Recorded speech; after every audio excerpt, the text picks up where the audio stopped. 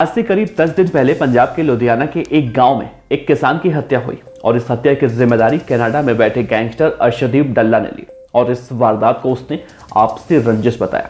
हत्या करने आए शूटर एक सफेद i20 कार से आए थे और परमजीत को मारकर फरार हो गए थे, लेकिन उन शूटरों के पकड़े जाने के बाद एक ऐसा खुलासा हुआ है जो पंजाब के गैंगस्टरों का एक और काला सच उजागर कर रहा है।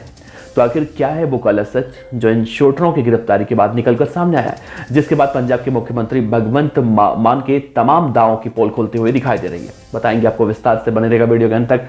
नमस्कार, मेरा नाम है देवनाथ पांडे और आप देख रहे हैं BTF न्यूज। पंजाब के लुधियाना के जगराओं के गांव बारदेके में इलेक्ट्रीशियन परमजीत सिंह की हत्या में अब एक खुलासा हुआ है, जिसकी हत्या की जिम्मेदारी अर्शदीप डल्ला ने कनाडा में बैठकर ली थी। फेसबुक पर परमजीत को मारने जो शूटर पहुंचे थे उनके बारे में जो खुलासा हुआ है, जिसके बाद अब हर कोई सख्ते में आ चुका है। आप सुनेंगे तो शायद आपको भी यकीन ना हो कि परमजीत की हत्या के लिए वो शूटर सिर्फ इसलिए तैयार हुए थे क्योंकि वो एक नशेड़ी हैं और नशे की पुड़िया खरीदने के लिए अर्शदीप डल्ला की बात मानकर इस हत्याकांड को अंजाम दिया। और इस वारदात को अंजाम देने के लिए आरोपी अपनी खुद की कार में पहुंचे, जिसके बाद वो पंजाब के मोगा के खाली प्लॉट के पास कार खड़ी करके फरार हो गए थे। पुलिस का दावा है कि शूटरों ने ड्रग्स खरीदने के लिए हत्या को अंजाम दिया था। पुलिस ने इस पूरे मामले में तीसरे आरोपी की भी पहचान कर ली है, लेकिन उसकी पहचान अभी तक छिपाई गई है। बहुत जल्दी ही तीसरे आरोपी को गिरफ्तार करने की बात कही जा रही है। आतंकी अर्शद डल्ला के पिता चरणजीत सिंह को भी देहात पुलिस ने जब प्रोडक्शन वारंट पर लिया था तो पूछताछ में उन्होंने कहा था कि वो 2 महीने बाद इन सभी शूटरों से सरेंडर करवा देगा। इसी बीच आतंकी अर्शद डल्ला के करीबियों के घर से पुलिस ने 10 दिन पहले रेड मारी थी। परमजीत की हत्या करने वाले शूटरों के नाम अभिनव कालिया और तेजवीर सिंह बताया जा रहा है, जो कि अमृतसर के रहने वाले बताए जा रहे हैं। पुलिस अभिनव और तेजवीर की लोकेशन ट्रेस करती हुई अमृतसर और चंडीगढ़ पहुंचती है, लेकिन इससे पहले ही आरोपी वहां से भी फरार हो गए थे। उन्होंने अपने फोन भी बंद कर रखे थे। इन आरोपियों के बारे में एक बात और निकलकर सामने आ रही है कि शूटर अभिनव किसी केस में करीब 20 दिनों तक जेल में बंद था और इसी बीच वो अर्शद डल्ला के सहयोगियों के संपर्क में आया और अभिनव और तेजवीर दोनों ड्रग एडिक्ट बताए जा रहे हैं और इसीलिए अंदेशा लगाया जा रहा है कि नशा खरीदने के लिए दोनों आरोपियों ने हत्या की वारदात को अंजाम दिया होगा। पुलिस से बचने के लिए उन्होंने आश्रय देने के आरोप में पुलिस ने अभिनव की बहन शिवानी को भी इस मामले में गिरफ्तार किया है। 4 जनवरी को परमजीत सिंह की हत्या करने के बाद आरोपी पठानकोट गए, जहां पर उनकी बहन शिवानी ने उन्हें शरण दी थी और कुछ दिन उसके घर पर बिताने के बाद आरोपी कहीं और चला गया था। उसके बाद वे अमृतसर और चंडीगढ़ में रहे। IG कौस्तुभ शर्मा इस मामले में बातचीत करते हुए कहते हैं कि शूटरों की गिरफ्तारी के लिए कई टीमें गठित की गई हैं। पुलिस बहुत जल्दी उन्हें गिरफ्तार कर लेगी और अपराध करने वाले कहीं भी छिप जाएं, लेकिन पुलिस से बच नहीं सकते। पुलिस इस मामले को बहुत ही संजीदगी से ले रही है। और वैसे आपको बता दें कि परमजीत सिंह की आज से कुछ दिन पहले यानी कि 4 जनवरी को उनके घर में 2 अज्ञात हमलावर घुसते हैं और उनकी गोली मारकर हत्या कर दी जाती है।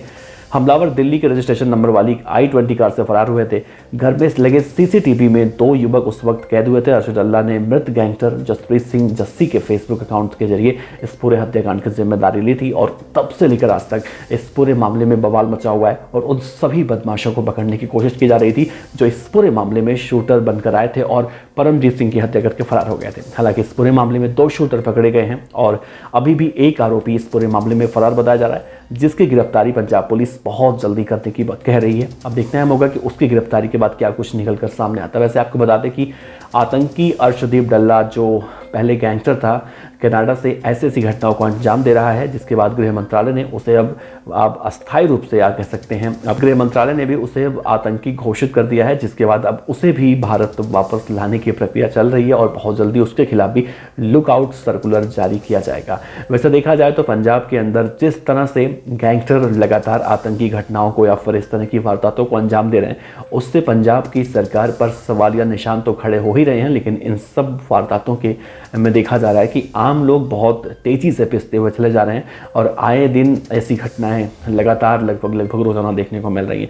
अगर सरकार पुलिस प्रशासन ने बहुत सही समय पर सही कदम नहीं उठाया तो हो सकता है कि आने वाले समय में ये गैंगस्टर और भी तेजी से अपनी इस जघन्य वारदातों को अंजाम दें, जो कि नहीं होना चाहिए। फिलहाल पंजाब पुलिस इन सभी बदमाशों की कमर तोड़ने में लगी हुई है और उसी का नतीजा है कि ये दोनों शूटर गिरफ्तार हुए हैं, पंजाब पुलिस की कस्टडी में आए हैं। और कहीं ना कहीं गैंगस्टरों की जो कार्रवाई है गैंगस्टरों के ऊपर वो पंजाब की पुलिस करते हुए दिखाई दे रही है। तो फिलहाल आपको क्या लगता है, क्या ये दोनों शूटर जिस तरह से सिर्फ ड्रग्स के लिए किसी भी व्यक्ति की हत्या कर देते हैं, ना कि वो उसे जानते तक नहीं है।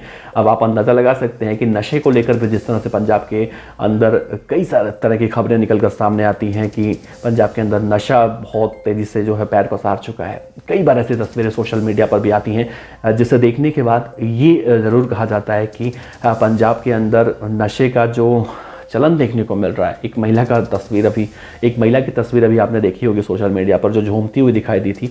तो उस महिला का वीडियो भी सामने आने के बाद कई तरह के सवाल उठ रहे थे। फिलहाल पंजाब की सरकार को इन सभी गतिविधियों पर लगाम लगाने की ज़रूरत है, और अगर इन सब बदमाशों पर या फिर ऐसे ड्रग्स माफियाओं पर नकेल नहीं कसी जाती तो शायद आने वाले दिनों में ये तस्वीरें और भी ज़्यादा भयानक हो सकती हैं। तो फिलहाल आपका क्या कहना, अपने विचार ज़रूर रखिएगा। आपका बहुत बहुत शुक्रिया। देखते रहिए PDF न्यूज़। नमस्कार।